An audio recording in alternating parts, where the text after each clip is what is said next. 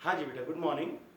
Accountancy में journal entries के बाद अपना अगला स्टेप क्या होता है वो आज हम डिस्कस करेंगे। सबसे पहले तो आप ये सीखिए कि अकाउंटिंग प्रोसेस होता क्या है। ठीक है जी, समझिए कि अकाउंटिंग प्रोसेस क्या है। यहां आपको अकाउंटिंग प्रोसेस दिया हुआ है। सबसे पहला काम हम करते हैं, किसी भी ट्रांजैक्शन की जर्नल एंट्री बनाते हैं। ठीक है जी, हर ट्रांजैक्शन की हम सबसे पहले जर्नल एंट्री बनाते हैं या उसे सब्सिडरी बुक्स में लिखते हैं। ये प्राइमरी बुक्स ऑफ अकाउंट्स है, जर्नल या सब्सिडरी बुक्स। जर्नल के बारे में मैं आपको बता चुका हूं, जर्नल एंट्रीज कैसे करते हैं वो बता चुका हूं। सब्सिडरी बुक्स के बारे में मैं आने वाली क्लासेस में आपको बता दूंगा। ठीक है जी, अभी आप ये समझिए कि जर्नल और सब्सिडरी बुक्स, ठीक है जी, इनका लेवल एक ही है। सबसे पहले कोई भी ट्रांजैक्शन जो है वो रिकॉर्ड किया जाता है तो वो या तो जर्नल में रिकॉर्ड किया जाता है या सब्सिडरी बुक्स में। इसीलिए इनको प्राइमरी बुक्स ऑफ अकाउंट्स भी बोला जाता है, प्रारंभिक लेखे की पुस्तक। ठीक है जी, किसी भी ट्रांजैक्शन को जर्नल में रिकॉर्ड करने के बाद या सब्सिडरी बुक में रिकॉर्ड करने के बाद बनाए जाते हैं लेजर।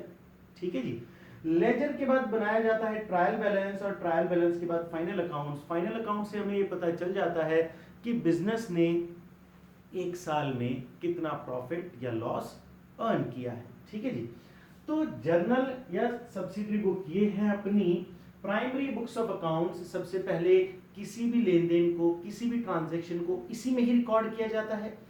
उसके बाद बात आती है लेजर की। क्योंकि आपने ना तो ट्रायल बैलेंस ना फाइनल अकाउंट्स की जानकारी अभी अपन को है नहीं, तो अपन यहां पर चर्चा करेंगे आज अपने इस मुद्दे पर, लेजर, ये होता क्या है। अकाउंटिंग प्रोसेस में ये सेकंड स्टेज है अपनी।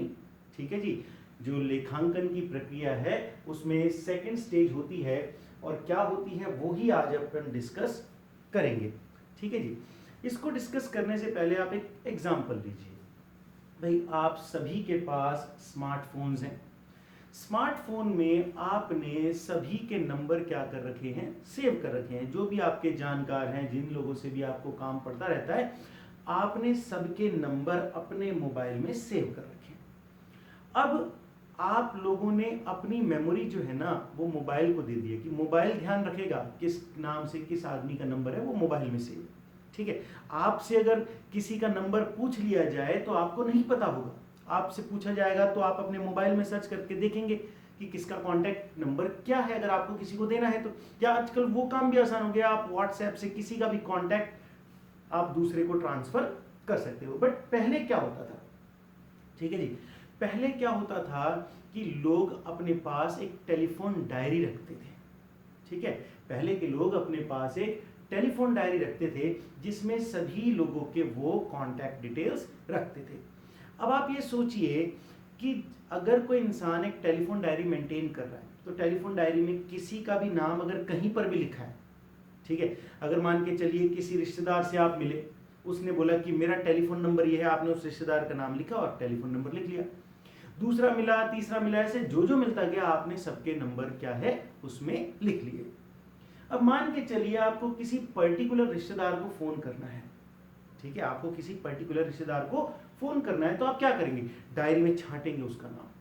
ठीक है, अब छांटने में क्या होगा, एक एक नाम को ढूंढोगे तो ऐसे में तो बहुत देर लग जाएगी। हमें कांटेक्ट करना है इमीडिएटली, तुरंत हमें उससे बात करनी है और हमें कांटेक्ट ढूंढने में लग गया टाइम। तो पहले की जो डायरियां होती थी वो कैसे बनाई गई थी, उनमें ए अल्फाबेट के अलग पेज डाल दिए, बी अल्फाबेट के अलग पेज डाल दिए। ऐसे पूरी एबीसीडी में जितने अल्फाबेट्स हैं उन सब के नाम से अलग अलग पेज उसमें बना दिए गए कि भाई ए नाम का व्यक्ति है जिसका नाम ए से शुरू हो रहा है, अमित है, अमिताभ है, अशोक है, उन सबके नाम आपको उसके सबके नंबर ए वाले पेज पर मिल जाएंगे। जिनका नाम बी से शुरू हो रहा है उनके नाम आपको बी वाले पेज पर मिल जाएंगे, वहीं डिटेल मिल जाएगी। तो यही तो काम अब हो रहा है मोबाइल्स में। आप ए टाइप कीजिए, ए नाम वाले सारे कांटेक्ट आ जाएंगे। ए के बाद बी, ए बी, ठीक है, अभिषेक, ए बी वाले जिनके शुरुआती नाम में ए बी है वो सब कांटेक्ट्स आपके आ जाएंगे। आपका काम कितना आसान हो जाता है। ठीक है, अगर ऐसा ना हो, ठीक है। अगर मोबाइल भी आपको कांटेक्ट डिटेल्स वैसे ही दिखाए जैसे जैसे आपने नंबर सेव किए थे, मान के चलिए आपने जाकिर हुसैन का नंबर सेव किया था तो जेड से पहले आया था, तो अब आप नंबर सर्च कर रहे हो, जिसका नाम सबसे पहले सेव किया था उसका आ रहा है, फिर आपको उसी ऑर्डर में नंबर मिल रहे हैं जैसे जैसे आपने सेव किए थे। फिर ए का नाम बाद में आ रहा है, जेड का नाम पहले आ रहा है, तो बड़ा इरिटेटिंग हो जाएगा, काम बहुत मुश्किल हो जाएगा आपका। तो अगर ये सीक्वेंस में ए नाम के अल्फाबेट के सारे जो लोग हैं एक जगह मिल जाए तो ये काम हमारे लिए बड़ा आसान है। अब आप सोचिए कि स्कूल में आपने फीस डिपॉजिट कराई, ठीक है जी, आपने स्कूल में फीस डिपॉजिट कराई और 2 महीने के बाद आपसे स्कूल वाले कहते हैं कि आपकी फीस कितनी जमा हुई है ये बताइए। ठीक है, आपने सारी फीस नहीं जमा कराई, थोड़ी सी जमा कराई है। आप गए अकाउंटेंट के पास या जो भी आपके कैशियर मैडम हैं उनके पास गए और आपने बोला कि मैम मैंने कितनी फीस जमा कराई थी, मैंने इतनी जमा कराई थी, चेक करके बता दो। ठीक है, अब वो क्या करेंगी, ढूंढेंगी क्या, हजारों बच्चों में, वो तुरंत डायरी में से आपके नाम का पेज निकालेंगी, जहां पर भी जो भी आपका नाम है उस नाम के अल्फाबेट से जहां जहां उन्होंने लिख रखे हैं वो तुरंत पेज नंबर निकाल करके आपको तुरंत बता देंगी। अगर ऐसा ना होता तो काम बड़ा मुश्किल हो जाता। लेजर आपके काम को आसान बनाएगा, आपके जर्नल एंट्री में किए गए ट्रांजैक्शंस को क्लासिफाई करेगा। क्लासिफाई करने का मतलब है वर्गीकृत कर देगा अलग अलग खातों में। कैसे करेगा सुनिए।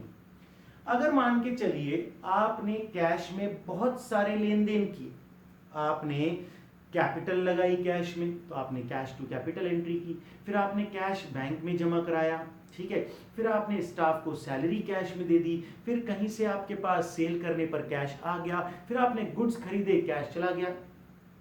अगर आपको सारे कैश की डिटेल एक ही जगह मिल जाए, ठीक है जी, एक ही जगह पता चल जाए कैश कहां कहां गया, कहां कहां से आया, तो कितना आसान लगेगा काम। ठीक है, आप एक एक एंट्री में थोड़ी ढूंढेंगे इस दिन आया था, फिर ढूंढेंगे इस दिन गया था। अब अगर आपको सारी कैश के रिगार्डिंग चीजें एक ही जगह मिल जाए, सारी कैश वाली ट्रांजैक्शन एक ही जगह मिल जाए तो कितना अच्छा काम होगा। अगर आपसे कोई कहे कि भाई परचेज कब कब हुई है हमें ये पता लगाना है, ठीक है, तो आप क्या जर्नल एंट्रीज को शुरुआत से ढूंढना चालू करेंगे। भाई आपकी जो बुक्स हैं जर्नल एंट्री वो तो काफी बड़ी होती है क्योंकि डेली बहुत सारे ट्रांजैक्शंस होते हैं उसमें, और अगर मान के चलिए कि आपका बिजनेस काफी बड़ा है तो जर्नल में तो कितने ट्रांजैक्शंस होते जाएंगे, कहां कहां ढूंढोगे परचेज कब कब हुई। तो अगर सारी परचेज एक ही जगह मिल जाए कि कौन कौन सी डेट को कब कब किस किस से माल खरीदा, कैश में खरीदा, उधार खरीदा, ठीक है सॉरी, तो ये भी तो कितना अच्छा हो। कब कब आपने माल बेचा, सारी चीजें एक जगह मिल जाए तो कितना अच्छा हो। तो जर्नल एंट्री से हम क्या करते हैं, जितने भी अकाउंट्स हमने उसमें खोले हैं, कैश, परचेज, सेल, उनको क्लासिफाई कर देते हैं और उनसे रिलेटेड सारे ट्रांजैक्शन एक ही जगह एक अकाउंट में डाल देते हैं। लेजर बनाना इसे कहते हैं। ठीक है जी, जर्नल से ट्रांजैक्शंस को उठा करके उसके रेस्पेक्टिव अकाउंट में ले आना, मतलब अगर आपको कैश के रिगार्डिंग, कैश से संबंधित सारी जानकारी एक जगह चाहिए तो आप कैश का अकाउंट बनाइए और जर्नल एंट्री में जब जब कैश की एंट्रियां हुई है, किस वजह से कैश आया है, किस वजह से गया है, वो सब एक ही जगह कैश अकाउंट में लिख दीजिए। ठीक है जी, तो लेजर जो है वो आपके काम को थोड़ा सा आसान बनाएगा, सभी एंट्री में हुए लेन देनों को क्लासिफाई करके उनके अकाउंट खोल करके। तो जी क्या होगा, ये कैसे काम करेगा, चलिए शुरू करते हैं। चैप्टर या प्रोसेस नंबर 2 आप बोल सकते हैं, चैप्टर नंबर 2 बोल सकते हैं आप इसको, लेजर खाता बही। आपकी बुक में चैप्टर किसी भी नंबर पे हो ये मैटर नहीं करता, मैटर ये करेगा कि मैं किस तरीके से आपको कराऊंगा। सबसे पहले मैंने आपको जर्नल एंट्री करा दी है, उसके बाद सेकंड प्रोसेस जो है, प्रोसेस में अपना जो सेकंड स्टेप है वो है लेजर खाता बही। क्या है मीनिंग इसका, कहते हैं after recording the transactions in the journal. ठीक है, जब आप लेन देनों को जर्नल में रिकॉर्ड कर देते हैं, ठीक है जी, जब आपने लेन देन को आपने जर्नल में रिकॉर्ड कर दिया, after recording the transactions in the journal, recorded entries are classified and grouped, by preparation of accounts. मैंने कहा ना, परचेज से रिलेटेड सारे ट्रांजैक्शन एक जगह ले आओ, सेल्स से रिलेटेड सारी ट्रांजैक्शन एक जगह ले आओ, कैश के सारे ट्रांजैक्शन एक जगह ले आओ, ठीक है, क्लासिफाई कर दिया जाएगा ताकि हमें ढूंढने में आसानी होगी, हमें यह पता लगाने में आसानी होगी कि पूरे साल भर में हमने सेल्स कितनी की, पूरे साल भर में हमने परचेज कितनी की, पूरे साल भर में कैश कहां कहां से आया, कहां कहां पर हमारे पास से कैश गया, बैलेंस कितना बचा हुआ है कैश का, कैश आया कितना, गया कितना, अब कितना बचा है, ये सारी की सारी जानकारी आपको लेजर से मिल जाएगी। अब कहते हैं the book which contain all set of accounts, ऐसी पुस्तकें, ऐसी बुक्स जहां पर हर अकाउंट्स आपके पास अवेलेबल होगा, हर सेट ऑफ अकाउंट्स आपके पास अवेलेबल होगा, चाहे वो असेट का अकाउंट हो, चाहे वो एक्सपेंस का अकाउंट हो, चाहे वो लॉस का अकाउंट हो, चाहे वो लायबिलिटी का हो, इनकम का हो, गेन का हो, कैपिटल का हो, किसी का भी अकाउंट हो आपको लेजर में मिल जाएगा, ठीक है जी। तो जिस बुक में मिलेगा उसी को ही लेजर अपन बोलेंगे, ठीक है जी। तो हमें क्या करना है, जर्नल एंट्रीज में से छटनी करनी है, एक जैसे ट्रांजैक्शंस को एक जगह उठा करके लेकर के आना है, ठीक है। जैसे एक और एग्जांपल लेते हैं कि जब स्कूल में सुबह प्रेयर होती है असेंबली में, तो असेंबली में सारे बच्चे एक साथ होते हैं, वहां कोई अननोन पर्सन आए और ये पता लगाने की कोशिश करे कि कौन सी क्लास का बच्चा कौन है, तो वो नहीं पहचान पाएगा, ठीक है। जैसे ही असेंबली खत्म होती है, सारे के सारे बच्चे अपनी अपनी क्लास में चले जाते हैं, तो वहां ढूंढना आसान हो जाएगा कि 11th क्लास के बच्चे कहां मिलेंगे जी, 11th क्लास में मिलेंगे, 11th क्लास कहां है जी, ढूंढ लीजिए, सर क्लास के बाहर लिखा रहता है, ये 10th क्लास है, 11th क्लास है, कॉमर्स क्लास है, साइंस क्लास है। तो असेंबली जो है ना आपकी, प्रेयर जहां हो रही है, वो समझ लो वो तो जर्नल एंट्री है, ग्रुप है, सारे ट्रांजैक्शन एक जगह। और जर्नल के बाद जो अपना लेजर है वो तब माना जाएगा जब सभी बच्चे अपनी अपनी क्लासेस में पहुंच गए, क्लासिफाई कर दिया, अपनी अपनी क्लासेस में पहुंचा दिया, ठीक है जी। तो हमें भी यही करना है, जर्नल एंट्री से एक जैसे ट्रांजैक्शन जिनका नेचर एक जैसा है, जो एक ही अकाउंट से रिलेटेड है, सबको एक जगह लेकर के आना है। तो जी कहते हैं वो बुक जिसमें सभी सेट ऑफ अकाउंट्स है, चाहे एसेट का हो, एक्सपेंस का हो, लॉस का हो, लायबिलिटी का हो, इनकम का हो, गेन का हो, कैपिटल का हो, सबके अलग अलग अकाउंट्स मिलेंगे, उस बुक को अपन लेजर कहते हैं, खाता बही कहते हैं। It is known as the principal book of account, इसे प्रधान पुस्तक, लेखों की प्रधान पुस्तक भी बोला जाता है। कारण यह है कि जो भी जर्नल में एंट्रीज होती है वो यहां आकर के एंड हो जाती है, मेन बुक यही है, ठीक है जी। इसे बुक्स ऑफ फाइनल एंट्री भी अपन बोलते हैं, क्योंकि इसके बाद अब आपको एंट्रीज को आगे कहीं नहीं लेके जाना है, जर्नल में की, जर्नल से एंट्रीज का ट्रांसफर आप यहां पर कर देंगे। तो it is known as principal book of account in which account wise balances of each account is determined, ठीक है। हर खाते का शेष निकाला जाएगा। कैसे निकाला जाएगा शेष, आपने मान के चलिए कि कुल मिलाकर के पूरे साल में 10 लाख रुपए का माल खरीदा, ठीक है, अलग अलग समय पर, कभी 10,000 का खरीदा, कभी 5,000 का खरीदा, कभी उधार खरीदा, कभी नगद खरीदा, तो कुल मिलाकर के परचेज का टोटल है कितना, 10 लाख रुपए का माल हमने टोटल खरीदा, तो परचेज का बैलेंस हमें बता रहा है कि हमने टोटल परचेजिंग कितने की है, 10 लाख रुपए की है, ठीक है जी।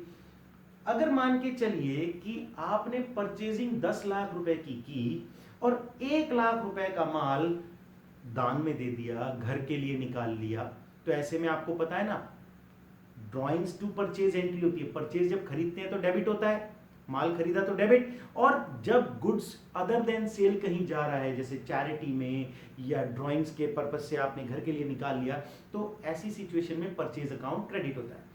तो आपने देखा 10 लाख से परचेज अकाउंट हुआ डेबिट और 1 लाख से परचेज अकाउंट हुआ क्रेडिट, तो ऐसे में परचेज अकाउंट का बैलेंस कितना हुआ, परचेज अकाउंट का बैलेंस हुआ 9 लाख रुपए, क्योंकि 10 लाख से डेबिट हुआ, 1 लाख से क्रेडिट हुआ, तो बैलेंस कितना बचा, 9 लाख रुपए। अगर मैं यही बात कैश अकाउंट के लिए कहूं कि अलग अलग जगहों से किसी को उधार दिया था, उसने पैसा दिया, किसी को कैश सेल की, ठीक है, इंटरेस्ट मिला कैश में, अगर मान के चलिए किसी से आपको कमीशन मिल गया, आपने देखा कि कुल मिलाकर के कैश मेरे पास बिजनेस में पूरे साल भर में आया 20 लाख रुपए, ठीक है जी, 20 लाख का कैश आपके पास आया, और रेंट, स्टाफ को सैलरी, इन सब चीजों में आपने जो कैश पेमेंट कर दिया वो कर दिया 16 लाख रुपए का। 20 लाख आए, 16 लाख चले गए, तो आपके पास बैलेंस कितना बचा? 4 लाख रुपए। ये सारी की सारी इंफॉर्मेशन लेजर में एक ही जगह आपको मिल जाएगी। ठीक है जी। हिंदी मीडियम वाले बच्चे, आप सभी को नोट्स प्रोवाइड कराए जाएंगे। वीडियो देखने के बाद ऐप पर आपको पीडीएफ भी मिल जाएगा। ठीक है जी। अब आगे की चर्चा करते हैं।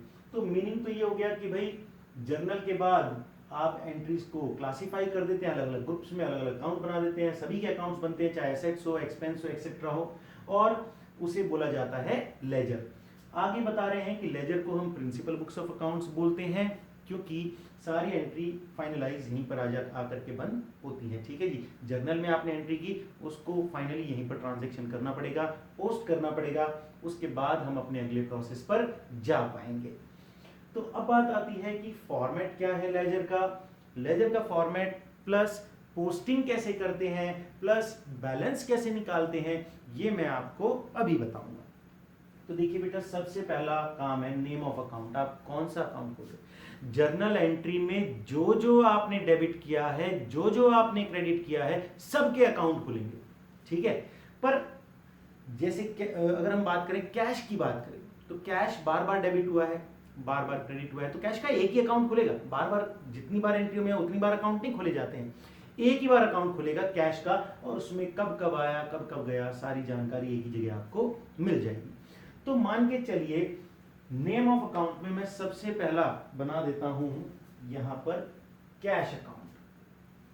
ठीक है जी। सबसे पहले कैश अकाउंट की चर्चा अपन करते हैं।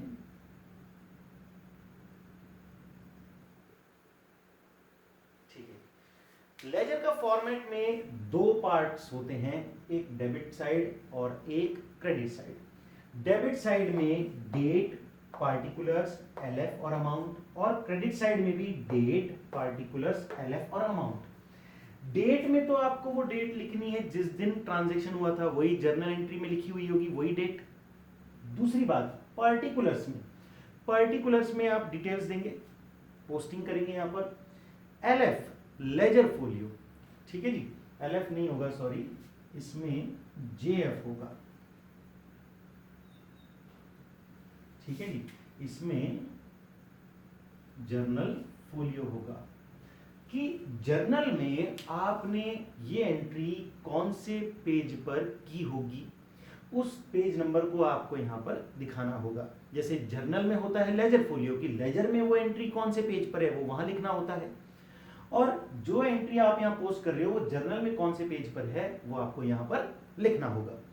तो जी ये है आपके क्या ये लेजर का फॉर्मेट, और इसमें मैं आपको कैश अकाउंट के थ्रू समझाऊंगा कि पोस्टिंग क्या होती है और बैलेंस निकालना किस तरीके से काम करता है। तो जी सुनिए, अब आपकी बुक का आप देखिएगा page number 78, NCERT book page number 78 में एक एग्जांपल दिया हुआ है कि journalize the following transactions of messrs Mallika fashion house and post the entries to the ledger. ठीक है जी। मल्लिका फैशन हाउस है जिसने कुछ ट्रांजैक्शंस बताए हैं आपको उन ट्रांजैक्शंस को जर्नल में रिकॉर्ड करना है पहले, और उसके बाद लेजर में पोस्ट करके आगे मतलब पोस्टिंग करनी है। बैलेंस तो निकालने के लिए नहीं बोला इन्होंने। ठीक है। तो चलिए पहले पोस्टिंग ही सीख लेते हैं। तो जी मैं जर्नल एंट्री नहीं करूंगा। ठीक है। आप लोग कर लीजिएगा जब आप इसका सॉल्यूशन करेंगे। यहां से कुछ भी नोट डाउन नहीं करना है, सब पीडीएफ आपको अवेलेबल होगा, यहां सिर्फ और सिर्फ समझने का काम आपको करना है। तो जी सबसे पहला ट्रांजैक्शन जो हुआ है वो हुआ है started business with cash 2 lakh. ठीक है। अब started business with cash 2 lakh रुपए, तो एंट्री बन जाएगी अपनी cash account debit to capital account. Entry बनी cash account debit to capital account. ठीक है जी। कैश असेट है, बढ़ रही है, डेबिट होगा, और कैपिटल बढ़े तो क्रेडिट होगा। कितनी कैपिटल लगाई? 2 लाख रुपए। 2 लाख रुपए कैपिटल के लगाए गए। ध्यान दीजिएगा, जर्नल एंट्री में जितने अकाउंट्स आपने डेबिट या क्रेडिट किए सबका लेजर बनेगा, बट मैं यहाँ पर आपको सबसे पहले कैश अकाउंट से समझा रहा हूँ।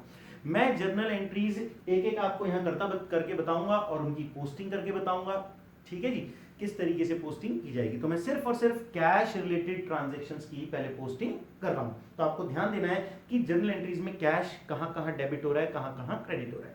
देखो 5 जून 2017 को हमने बिजनेस स्टार्ट किया है और एंट्री की है cash to capital. Cash to capital 2 lakh रुपए।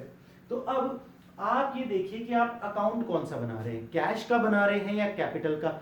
आप अकाउंट बना रहे हैं कैश का, तो आप ये देखिए जिसका भी अकाउंट आप बना रहे हैं वो जर्नल एंट्री में डेबिट हुआ है या क्रेडिट हुआ है, ठीक है जी। हम कैश अकाउंट बना रहे हैं और हम देख रहे हैं कि जर्नल एंट्रीज में कैश अकाउंट डेबिट हुआ है, ठीक है जी।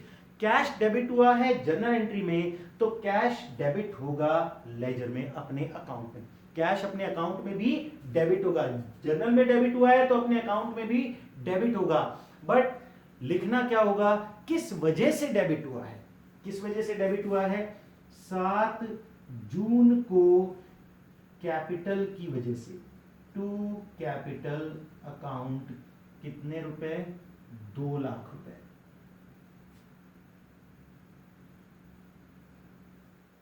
ठीक है जी, उम्मीद है आपको समझ में आया होगा कि कैश की एंट्री में हमने कैश टू कैपिटल जो एंट्री करी उसमें कैश को हमने डेबिट किया।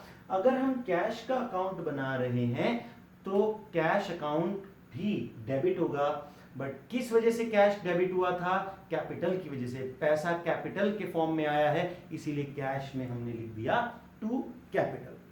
अब आगे देखिए, 8 जून को कहते हैं open a bank account with syndicate bank. Syndicate bank में खाता खोला और 80,000 रुपए जमा कराए 8 तारीख को, ठीक है जी। तो जी सिंडिकेट बैंक में खाता खोला और पैसे जमा कराए 80,000 रुपए, उसकी एंट्री क्या होगी ये देखिए। एंट्री हो जाएगी bank account debit to cash account 80,000 रुपए, ठीक है जी। Bank account debit to cash account 80,000 रुपए, बैंक में कैश जमा कराया है 80,000 रुपए। आप देखिए एंट्री में जो कैश है वो क्या हो रहा है, क्रेडिट हो रहा है। हम कैश के अकाउंट की बात कर रहे हैं अभी, बाकियों की नहीं, सिर्फ कैश पे फोकस कीजिए।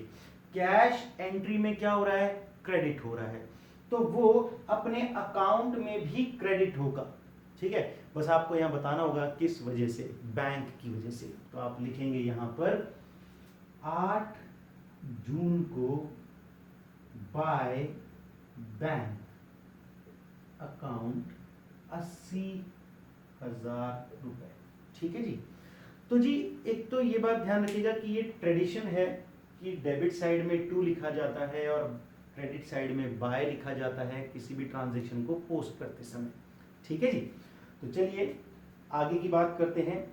तो आपने देखा कि कैश अगर डेबिट हुआ है एंट्री में तो यहाँ लेजर में भी डेबिट ही होगा। किस वजह से डेबिट हुआ था वो रीजन बताना है, कैपिटल। कैश अगर क्रेडिट हुआ है तो किस वजह से क्रेडिट हुआ है वो भी बताना पड़ेगा, बैंक की वजह से क्रेडिट हुआ है।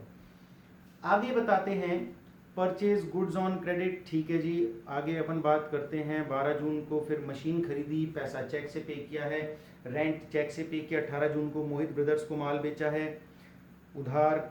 फिर कहते हैं 22 जून को कैश सेल्स, ठीक है जी। अब कैश सेल्स अगर हुई है तो ऐसी सिचुएशन में एंट्री हमने क्या की होगी, cash account debit to sales account. Cash account debit to sales account हमने एंट्री की 15,000 रुपए से। Cash account debit to sales account 15,000 रुपए से। तो अगर आप गौर करें कि एंट्री में कैश क्या हो रहा है, डेबिट हो रहा है, तो वो अपने अकाउंट में भी डेबिट ही होगा। बट क्यों डेबिट हो रहा है, सेल्स की वजह से। सेल हुई है कैश में इसीलिए कैश बढ़ा है। तो आप यहां लिख देंगे टू सेल्स अकाउंट 15,000 रुपए और कौन सी डेट को हुआ है ये हुआ है 22 जून को। ठीक है जी, 22 जून को ये हुआ है। उसके बाद कहते हैं गुलमोहर फैशन हाउस को कैश में पे किया। गुलमोहर फैशन हाउस को कैश पेमेंट किया है 30,000 रुपए। उसकी एंट्री करते हैं अपन।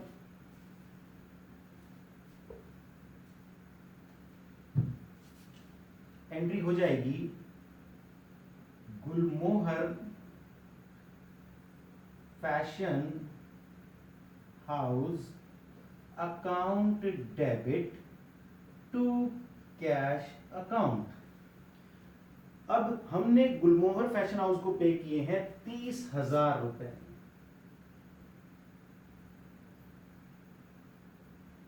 ठीक है जी, 30,000 रुपए हमने गुलमोहर फैशन हाउस को पे किए हैं। अब आप देखिए कि जर्नल में जो कैश है वो क्रेडिट हो रहा है।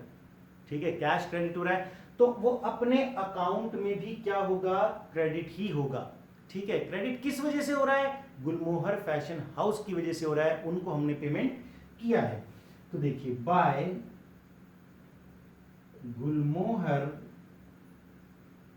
Fashion house account. ठीक है, 30,000 रुपए, और ये ट्रांजैक्शन हमने किया है 25 जून को। ठीक है जी, 25 जून को ये ट्रांजैक्शन हुआ कैश में। उसके बाद फाइनली 30 जून को कैश पेमेंट किया गया है सैलरी का। एंट्री क्या बनेगी, salary account debit to cash account, और सैलरी पे की गई है 6,000 रुपए की। ठीक है जी, सैलरी पे की गई है 6,000 रुपए की। तो ऐसी सिचुएशन में आप देखें कि कैश हो रहा है क्रेडिट, जर्नल में कैश हो रहा है क्रेडिट, तो वो अपने अकाउंट में भी होगा क्रेडिट। पर क्यों हो रहा है क्रेडिट, सैलरी की वजह से, हमने सैलरी पे की है, तो हो जाएगा बाय सैलरी अकाउंट 6,000 रुपए। ये काम हमने किया है 30 जून को। ठीक है जी, तो जी जर्नल एंट्री से लेन देन को, ट्रांजैक्शंस को उनके रेस्पेक्टिव अकाउंट में लेकर के आने को हम बोलते हैं पोस्टिंग। ठीक है जी, खतौनी बोलते हैं हिंदी में। देखिए मैंने सिर्फ और सिर्फ कैश की ही बात की है और किसी की बात नहीं करी। मैंने सिर्फ कैश अकाउंट बनाया, और कैश अकाउंट बना करके मैंने कैश एंट्रीज में जहां जहां आया उसकी पोस्टिंग मैंने यहां पर कर दी। अब किसी भी अकाउंट को आप बना लीजिए, परचेज का बना लीजिए, सेल्स का बना लीजिए, सारे अकाउंट्स बनाने पड़ेंगे। मैं आपको भी एक और अकाउंट बना करके भी बताऊंगा। ठीक है जी, जिससे कि आपको थोड़ा और समझ में आ जाए। तो पोस्टिंग के बाद अगला काम होता है बैलेंसिंग का। हालांकि इस एग्जाम्पल में बैलेंसिंग करना नहीं बताया है, बट मैं आपको बता देता हूं कि बैलेंसिंग कैसे की जाएगी। आपको दोनों साइड का टोटल लगाना है। आपको दोनों साइड का टोटल लगाना है। देखिए 2 लाख और 15,000, तो डेबिट साइड का टोटल आ रहा है 2,15,000। क्रेडिट साइड का टोटल कितना आ रहा है, 80,000, 30,000, 1,10,000 और 6,000, 1,16,000। ठीक है जी, तो ये आ रहा है 1,16,000 और ये आ रहा है 2,15,000 रुपए। ठीक है जी, तो जो साइड बड़ी है ना उसके बराबर आप टोटल कर दीजिए 2,15,000, और इसको भी कर दीजिए 2,15,000। अब मैंने उसको 2,15,000 कर तो दिया है, बट वो 2,15,000 टोटल है थोड़ी, वो तो कुल मिलाकर के 1,16,000 है। ठीक है जी, 1,16,000 है। इसका मतलब वहां डिफरेंस कितना आ रहा है, 99,000। डिफरेंस आ रहा है 99,000 रुपए का, 99,000। इसको मैं बोलूंगा 30 जून को बाय बैलेंस कैरिड डाउन। ठीक है जी, बाय बैलेंस कैरिड डाउन, कि जून के महीने में कैश कितना आया, कैपिटल 2 लाख रुपए आई, कैश में गुड्स को बेच करके 15,000 रुपए आए, तो कुल कैश आया कितना, 2,15,000। कुल कैश गया कितना, बैंक में जमा करा दिया 80,000, गुलमोहर फैशन हाउस को चुका दिए 30,000, सैलरी चुका दी 30,000, बचे कितने हमारे पास 99,000। तो अब आप ये देखिए कि कैश से रिलेटेड सारी जानकारी आपको एक जगह मिल गई और आपको यह भी पता चल गया कि कैश का बैलेंस हमारे पास इस महीने कितना बचा हुआ है। तो ध्यान दीजिएगा, मैंने अभी आपको पोस्टिंग भी बताई है और बैलेंस निकालना भी बताया है। सबसे पहले आपको क्या करना होता है, दोनों साइड का टोटल करो अलग अलग, जो साइड बड़ी है उसके बराबर अपन को करना है दोनों साइड को, और जो साइड छोटी है उसमें जो डिफरेंस रह गया उसे अपन बैलेंस बोल देंगे। ठीक है, अगर बैलेंस यहां आ गया, भाई कैश में तो जितना आपके पास होता है उतना ही खर्च कर सकते हो, उससे ज्यादा तो खर्च नहीं कर सकते। ठीक है, इसलिए बैलेंस हमेशा यहीं पर आएगा कैश में। ठीक है जी, जो भी एसेट्स होती हैं सबके बैलेंस डेबिट ही होते हैं। कैसे डेबिट, देखो जो साइड बड़ी होती है ना, बचा तो वहीं से ही होगा, तो बैलेंस को अपन बोलेंगे यहां पर, इस वाले बैलेंस को डेबिट बैलेंस। क्यों बोलेंगे डेबिट बैलेंस, ध्यान से सुनिएगा, जो साइड बड़ी होती है ना बैलेंस उसी साइड का होता है। भले ही लिखा हमने यहां पर है, भले ही लिखा हमने क्रेडिट साइड में है, बट बचा तो डेबिट साइड में से ही है। डेबिट साइड बड़ी थी, क्रेडिट साइड छोटी थी, तो बचा इधर से ही है। तो आप ये ध्यान रखिएगा, जो बड़ी साइड होती है बैलेंस भी वही होता है, उस बैलेंस का नेचर भी वही होता है। डेबिट साइड बड़ी है तो डेबिट बैलेंस, क्रेडिट साइड बड़ी है तो क्रेडिट बैलेंस। ठीक है जी, तो यहां पर कैश अकाउंट मैंने आपको बताया और कैश से रिलेटेड सारी एंट्रीज को पोस्ट करके दिखाया और कैश अकाउंट का बैलेंस भी बताया। अगर आपको बैलेंस निकालने में अगर कोई दिक्कत है, अभी समझ में नहीं आया, तो आप पोस्टिंग तो समझिए कि पोस्ट कैसे किया गया है। ठीक है जी, चलिए पोस्टिंग अपन ने कर दी अब तक किसकी, कैश अकाउंट की। कैश अकाउंट के बाद अगर हम बात करें बैंक अकाउंट की या सेल्स अकाउंट ले लेते हैं। ठीक है जी, सेल्स अकाउंट ले लेते हैं।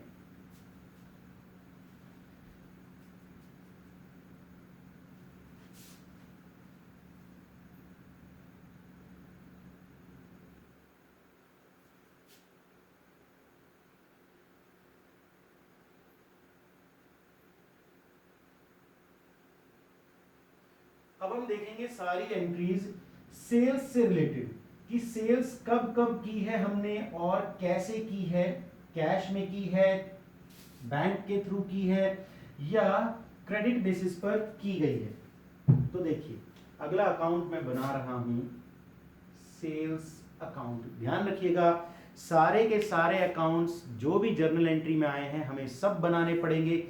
ठीक है जी, तो आप सभी अकाउंट्स बनाइएगा, मैं आपको सिर्फ गिने चुने अकाउंट्स बना करके बता रहा हूं कि पोस्टिंग कैसे की जाती है।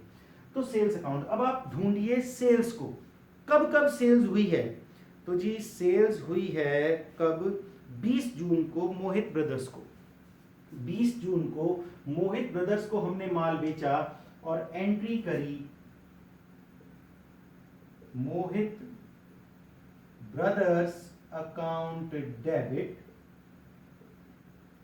टू सेल्स अकाउंट 10,000 रुपए। ठीक है जी, 10,000 रुपए की सेल हमने मोहित ब्रदर्स को की है। अब ध्यान दीजिए कि सेल्स का अकाउंट हम बना रहे हैं, तो सेल्स एंट्री में क्या हो रहा है, क्रेडिट। सेल्स एंट्री में क्रेडिट हो रहा है तो वो अपने अकाउंट में भी क्या होगा, क्रेडिट ही होगा। बट किसको की है सेल्स, ये आपको बताना पड़ेगा। तो हमने सेल्स की है मोहन ब्रदर्स को मोहित ब्रदर्स, बाय मोहित ब्रदर्स अकाउंट 10,000 रुपए का माल हमने उनको बेच दिया। ठीक है जी, मोहित ब्रदर्स को माल बेचा। उसके बाद आगे हमने सेल्स की है कैश में 22 जून को, ये तो की थी 20 जून को। आगे कर रहे हैं हम एंट्री 22 जून को, एंट्री हो जाएगी cash account debit to sales account, और ये हमने सेल्स की है कैश में 15,000 रुपए की। 15,000 रुपए की हमने कैश सेल की है। तो आप देखिए सेल्स एंट्री में क्रेडिट हो रहा है तो वो अपने अकाउंट में भी क्रेडिट ही होगा, बट किस वजह से, सेल हुई है कैश में। तो आप यहां लिख देंगे बाय कैश अकाउंट 15,000 रुपए। ठीक है जी, इसे पोस्ट कर दिया हमने यहां पर। उसके बाद आगे देखिए क्या है, आगे और कोई सेल नहीं है। ठीक है, तो देखिए अब सेल्स अकाउंट से हमें क्या जानकारी मिल रही है। सेल्स अकाउंट से हमें ये जानकारी मिल रही है कि मोहित ब्रदर्स को हमने सेल की थी 10,000 की और कैश में सेल की थी 15,000 की। कब कब की थी वो डेट से हमें पता चल रहा है। तो सेल्स से रिलेटेड सारी जानकारी आपको एक ही जगह मिल जाएगी। ठीक है जी, तो अभी आप एक काम कीजिएगा, आप अभी पोस्टिंग करना ही सीखिए। अभी आप बैलेंस निकालना मत सीखिएगा। अभी सीखने का मतलब है कि अगर समझ में आ गया हो तो अच्छी बात है, नहीं आया तो आगे मैं बैलेंस निकालना आपको बता दूंगा। पोस्टिंग का मतलब क्या है, जर्नल एंट्री से ट्रांजैक्शन को लेजर में ट्रांसफर करना।